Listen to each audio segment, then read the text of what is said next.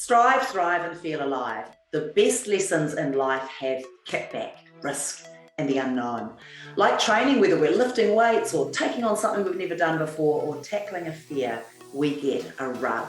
Something that pushes back and says, "Oh, really? Are you sure about that?" And what a muscle to work. As we personally take on the rat race of embarking on the American college system with daughter number 2, we're talking a lot about what sort of life she wants and what it's going to take to get there. I also find myself tackling the conundrum of what am I going to do when I grow up? Our relatively manual existence is being superseded by a more automated and personalised one.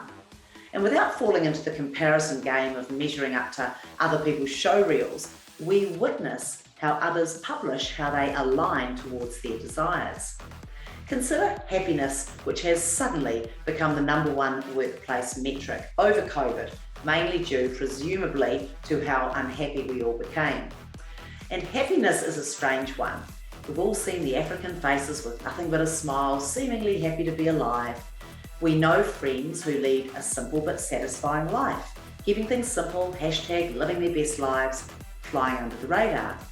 We witness some with seemingly limitless resources who devote a considerable proportion of their take to giving back, and then they take joy from that.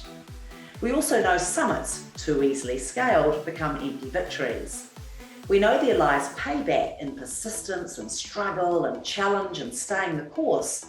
Anything that comes too easy lacks the juice and the challenge of achieving it. There's power in not yet. There's energy in the hunt. There's joy in the process.